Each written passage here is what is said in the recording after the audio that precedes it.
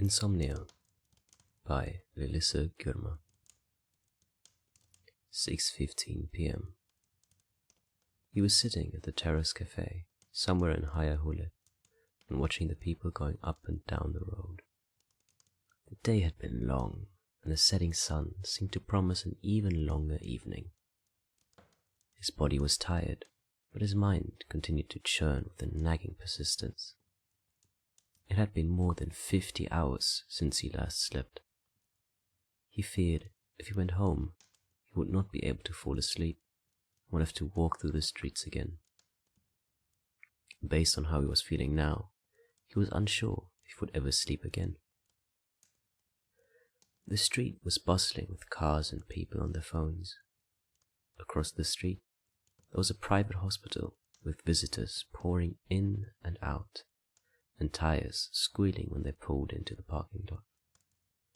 As he ordered, he remembered that coffee had caffeine, then realized the caffeine would have no purpose since his body had stopped responding to stimulants. The girl who served him gazed intently at his face as she gently set down the cup. She was expecting him to recognize her, but he was too tired to recognize anyone, and focused his attention on the oily-looking liquid right in front of him. When the girl started to walk away, however, he began to notice her, especially how her pants fit her so well that day. Her body almost seemed malleable, taking the shape of the clothes she wore. He stirred the coffee, thinking about how the fabric looked so rigid that it must be abrasive. When he turned his head toward the street, he sensed that the rhythm of pedestrians and cars had quickened. His heart began to pick up its pace as if to match the commotion outside. He pressed his hands to his temples and felt them throbbing. "I must get some sleep today," he promised himself. The noise was making him more and more tense. Amid the traffic, taxis stopped and lured people with their honks, and people were running around with seemingly no sense of direction. The laughter, the whispers, the women pulling along her children with runny noses, parking attendants writing on tickets, tacking them under wipers, all of this brought up an urge in him that he had to fight against. He could visualize it so clearly, the bottle of Barrow's dry gin just at his fingertips.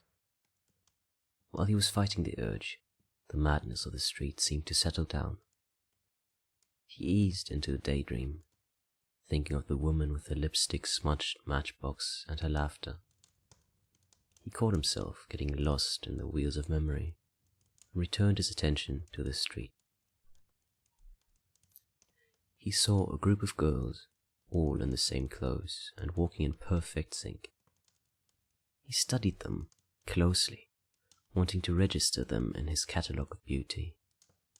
Then he counted more than a dozen men who had shaved heads, the local skinheads with their shiny scalps.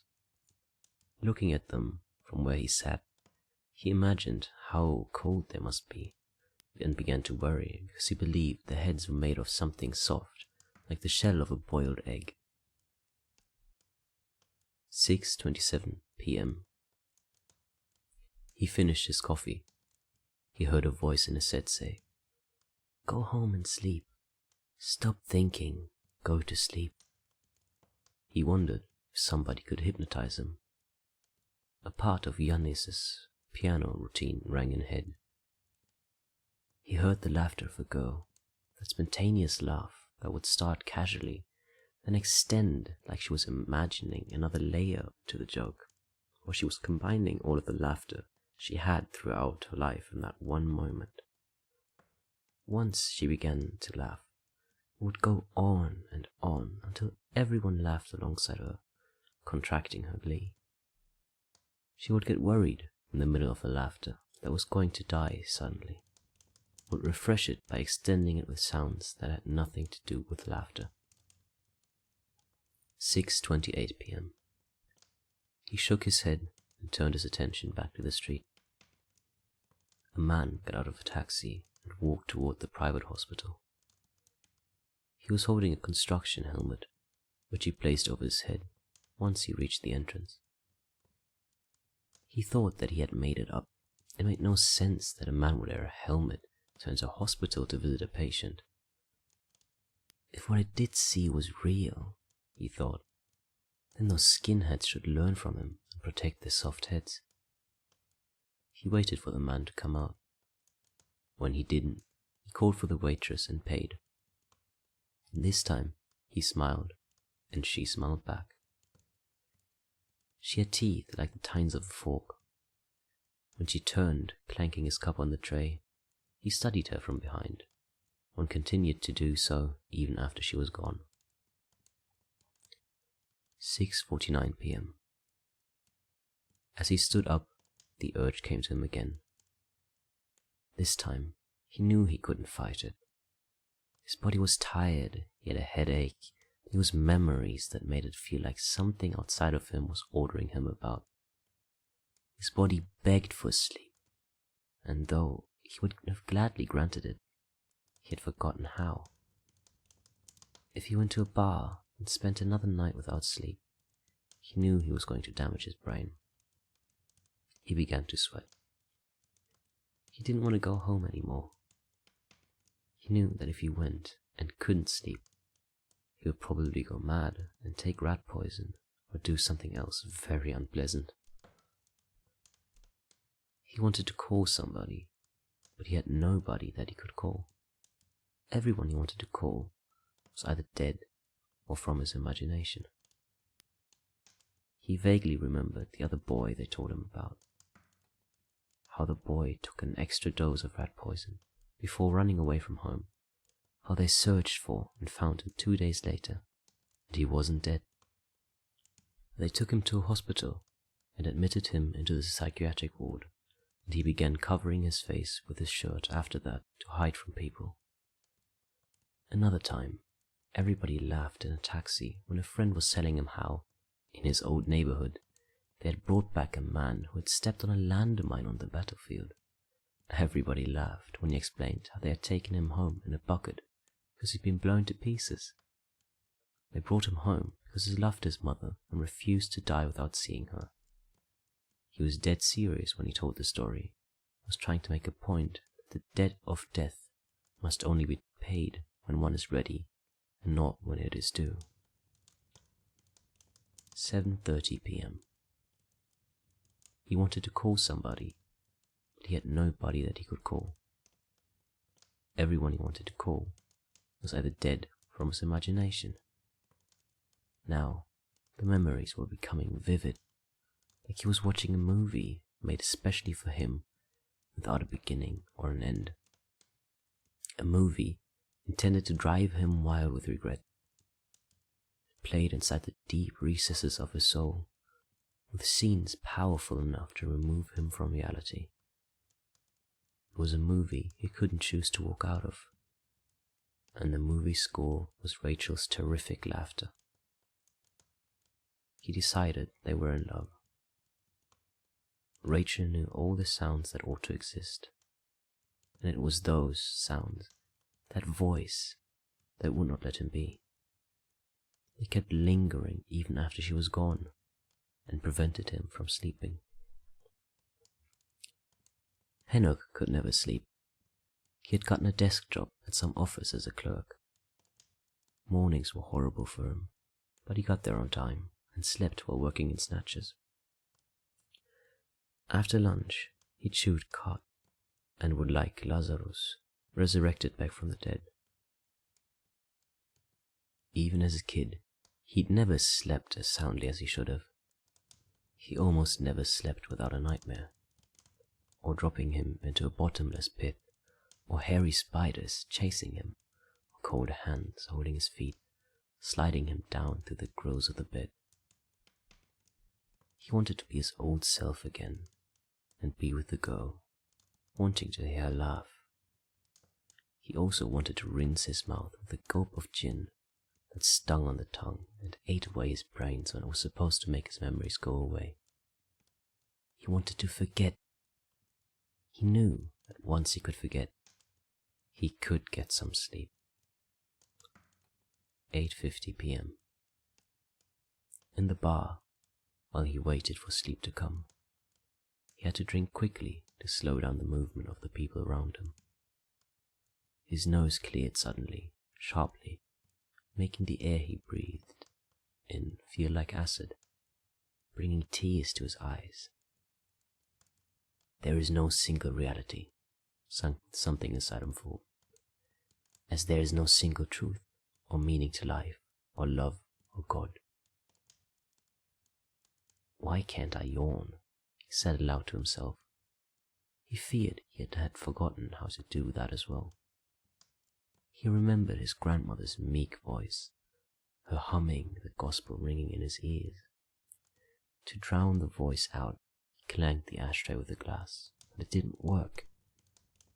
The waiter came, and he ordered another drink. His stepfather's mother was of a different sort. She was always in constant motion, visiting people, helping around funeral homes, comforting mourners. She was a sociable old woman, but that wouldn't thoroughly describe her. She was known for doing things that seemed to completely contradict each other, but would be normal in her eyes.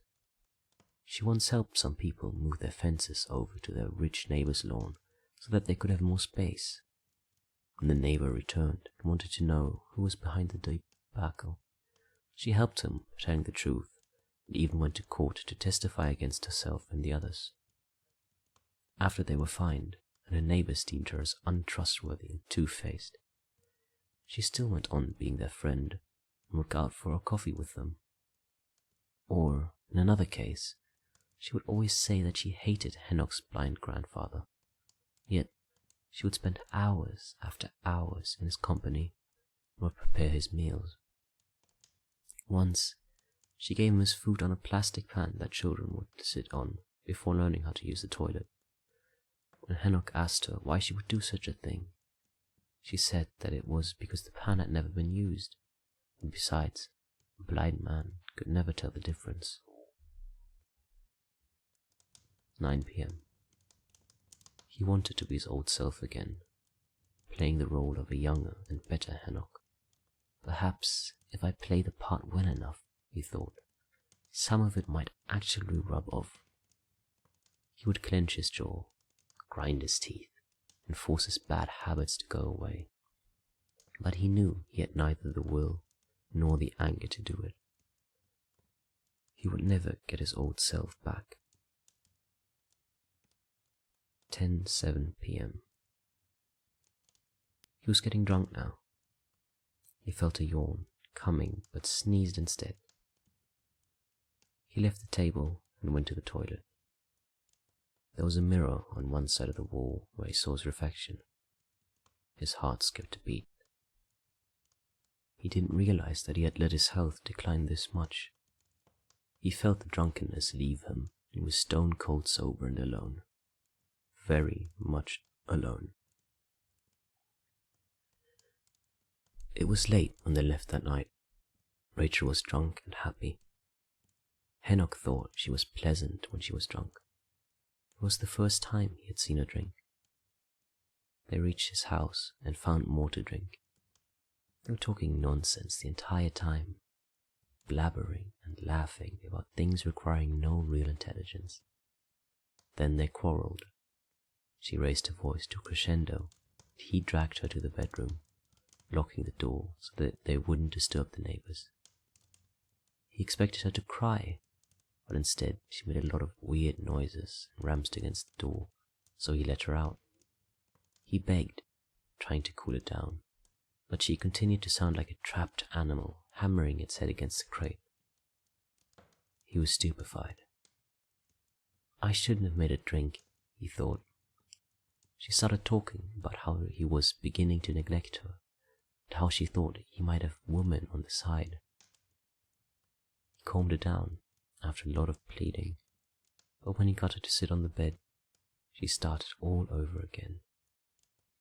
She ran to the door and demanded to be let out. He thought of throwing a cup of cold tap water on her. When she picked up the bottle, he wasn't sure what she was going to do. but then she flung it and hit him on the head. It bounced against him like a billiard ball. He stood for a moment, as though he didn't know where he was, leaned against the wall, then advanced toward her. Rachel tried to evade him, but he held her by her hair, twirled her, and knocked her against the wall. Rachel slid to the ground and started convulsing. He kept on kicking her, while she lay writhing on the floor, a pitiable mess. He massaged the spot where the broken bottle had hit. She got up from the floor and dragged herself onto the bed, sobbing silently as she took off her clothes. When he called her to him, she sullenly obeyed. Her hands and legs were like tendrils that were made to cling to him. She stopped crying when he started to respond to her. The bed was soft and submerged their bodies, and she whispered, "Jesus Christ," into his ear every time she felt him coming closer to her. Once the seed had dried, she felt the cold like a splinter going through her bones. Henoch was sleeping with his mouth agape. Careful not to wake him, Rachel gently pulled the blanket from under him and covered him so he could stay warm. Then she laid beside him, pulling his hand around her and squeezing it to bring herself closer. She ran her fingers over his chest that was covered by a smooth down of hair, counted his teeth, studied and kissed his hands. She prayed and cried a little before she finally went to sleep. They were planning to wed in July after a number of similar scenes, but Rachel was too sick to be married then. She had tuberculosis. She died in May. 10:20 p.m. Henoch stood and swayed while waiting to urinate. Or was it after he was done? He could no longer trust his short-term memory. He stopped concerning himself with real people and even himself. He suddenly remembered his friend, who was 15 or 20 years older than him, and who liked to make cryptic remarks. They were friends a long time ago, when he was young and foolish enough to believe that life would get better as he got older, that he would grow out of the darker days of his childhood. He had been young, arrogant, and gullible. They had been watching a sick man who had all of the physical symptoms of disease, having lost all of his hair. Their pity grew as the patient became completely engrossed with a morsel of something he was fighting to push down his throat. A mirror is a compassionate object reflecting false images the reflection wishes to believe, his friend said. If that man had watched himself from our vantage point, if he saw himself dining with his present condition, he would have thrown himself off a bridge and died. You can't find out the truth about yourself until you come across your own self on the street. And then you observe yourself at a distance to decide what condition you are in. He returned from the bathroom to his table and tried to force himself to feel sleepy. 11:30 p.m. There weren't many people at the bar now, but the ones who were left made a great deal of noise. He lost count of the drinks. He didn't notice the new drink that was brought to him. He feared that everyone would leave him alone, turn off the lights, forget about him, and lock him in as he remained wide-eyed and awake. When he paid, he felt as though that was the last money he would ever earn. He tipped the waiter well, and he got up to go. His body was tired and broken, and all of a sudden, he was falling. People laughed or didn't notice as the waiter and bartender helped him up from under the table.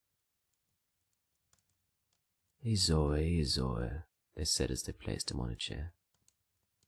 He fell again, outside in the darkened alley, where not a soul was about. He had no idea why his body and mind had contrived to take him through there. It was raining, first slowly, then hard. At some point, he fell into a ditch, as though he had been heading straight toward it. He felt the rain on his face, and had a memory of his niece, his distant niece. You know what I enjoy doing best? I like to walk through a heavy rain. When I am soaked through, I like to let go of my bladder. It doesn't make a difference then, because nobody notices, and I get to enjoy that freedom.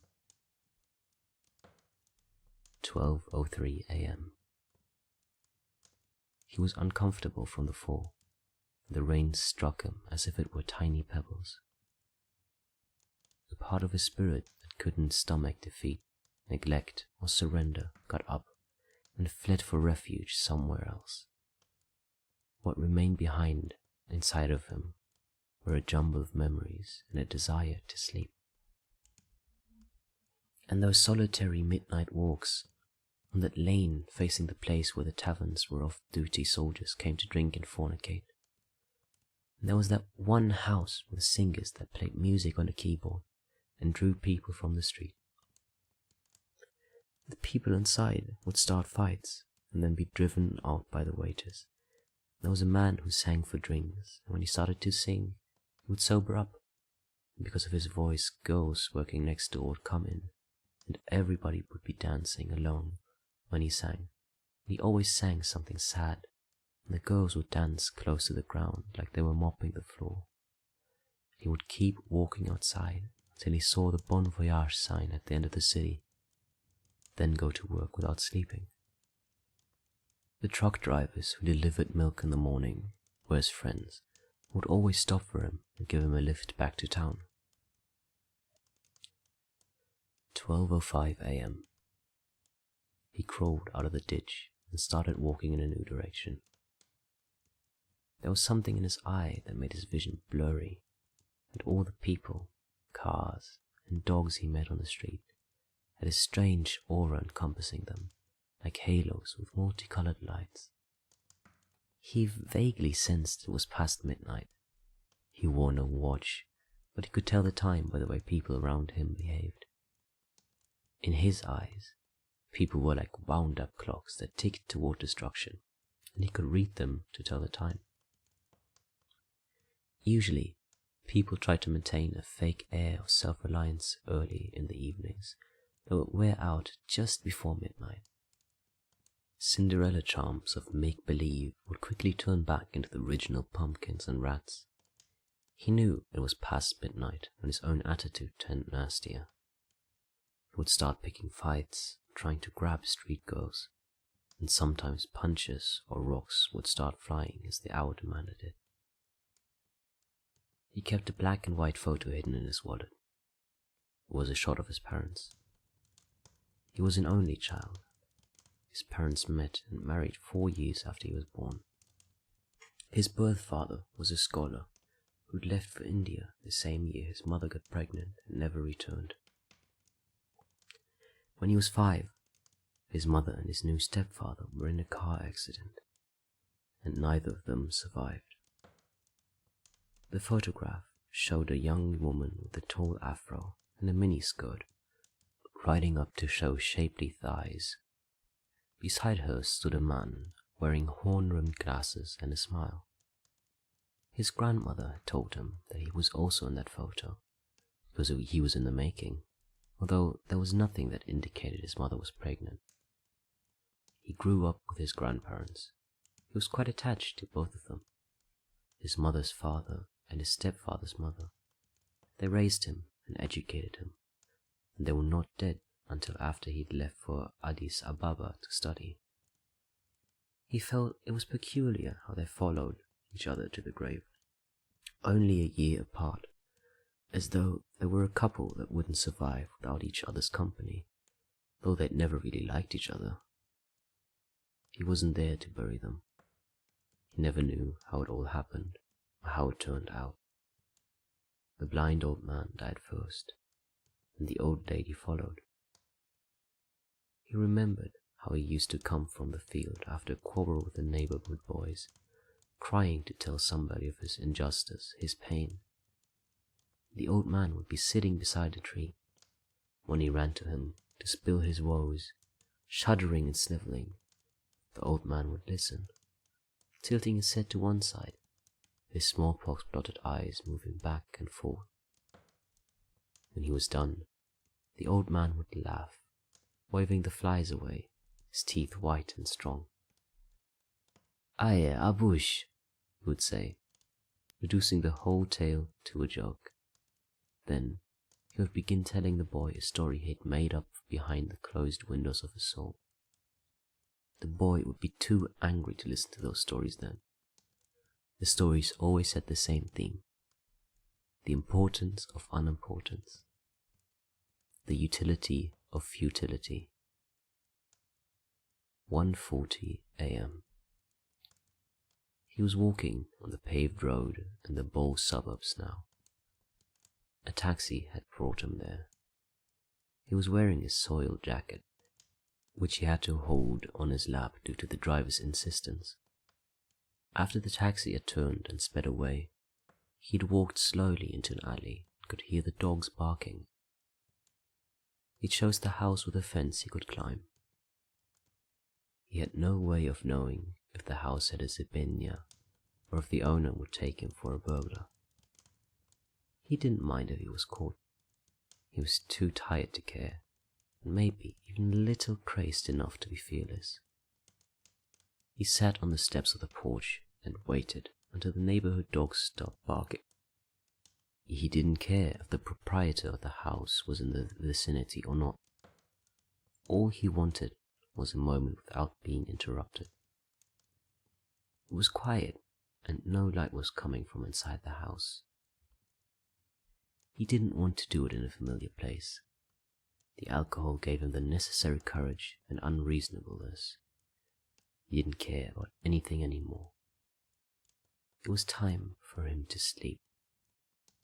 He was in such a hurry to get it over with that he didn't even care about the consequences of breaking into a house. They could throw his body into a river for all he cared. All he wanted was to turn off the light and go to sleep.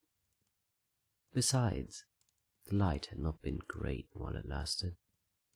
He wasn't grateful for the light, he was bothered by it, and if he could, he would have turned it off permanently. Had he had some respect for the light, he would have gently blown out the candle, but he didn't. He had no respect for anything at all, including himself, and he wanted to kick the switch and kill the light. In this strange midnight hour, in this strange, unfamiliar neighborhood, inside somebody's home he did not care to know. He decided here was where he wanted to sleep. His head kept on replaying the sounds from his past, but he was helpless to drive these memories away. He couldn't stand it, and he feared he might lose control over himself and start making noises. The rain was still falling softly, but he was sweating. He searched around the house and found what he was looking for. The rope was just the right length and strength. He imagined it had been used recently for skinning sheep, but he couldn't be sure. He believed it was placed there on the iron pole, waiting patiently for him to come and use it. He took it down and gently made it into a noose. His hands were shaking, but the tumult in his soul was ebbing. The rain that had been washing over his face tasting salty. In the elementary school, somebody referred to him as poor, and he broke their tooth with a rock. The next person who called him poor was a girl. They were playing volleyball, and he couldn't hit the ball hard enough. He sweated his anger out and let it go. She was a girl, he told himself, and she was his first love. Later, he was disillusioned when he first saw her naked. She had big scars inside each of her thighs, like somebody had tried to stab her and had missed. She told him a dramatic story, and he pretended he wasn't interested, but in reality he was merely disillusioned because he thought she was immaculate and unblemished. 2 a.m. to 3 a.m. He slept at length. It took, however, a long time to fall asleep, and none of it was pleasant. He felt as if he were an engine being turned on and then shut off, his body oscillating between two dramatic states of being. Then he felt like he was being dragged out of his body, and while he would have liked to fly to the roof and toward the sky, he stayed till his body stopped kicking and became still. It finally occurred to him while he was floating. It all became clear then, as he saw himself hanging on the high iron gate, a rope attaching him to one of the spikes. It occurred to him that he was finally sleeping, resting. There was no way of telling what might have happened if Rachel had not died so suddenly. He might have continued living, even if he knew her death was caused by his neglect. Rachel had accepted her fate of loving Henoch no matter what. The violent and unpleasant nights were her attempt to not accept his fact, thinking that escaping Henoch meant escaping death. But something changed. Henoch would have accepted her death if Rachel, after the struggles and tribulations, had finally given up on him. At last, she could stop loving him and go to the grave screaming curses and calling him names, just like she would do when they fought in the past. After she got sick, however, she had changed. Rachel had grown exceedingly silent and unapologetically loving. She stopped hiding her private feelings for Henoch and would show affection openly. If she had feared that her feelings could spoil their relationships, that fear had completely disappeared. She would kiss his hands, which she'd never dared to do before unless he was fast asleep. After her illness, she started loving him all over again, this time softly. It was like receiving the love from a mother he never had. He'd had all kinds of experiences in life, except being loved. Anger and distrust were the true parents who had raised him. What he gave Rachel was the world he had grown up in. Henoch was not ready for someone like Rachel when he met her. She had already accepted the fate of loving him when he wasn't even ready to accept it himself. Although he had spent his entire life with this trauma that had been mounting and suffocating him exponentially, he might have continued on if she were there. He would have lived alongside his multiple anguishes, drinking to oblivion, taking each day as it came. But after she died, without his consent, something from the center of his soul drew the line. He had to give up, and he had no idea until his consciousness had punished him with sleeplessness. He didn't think that time would run out, but in less than 60 hours, he faced the cruelest possible psychological deterioration. Haunted by neighbors, chased by his own debacle of memories, devoured by his own guilt, then to be finished off with one final, dying wish of only wanting to sleep. The end.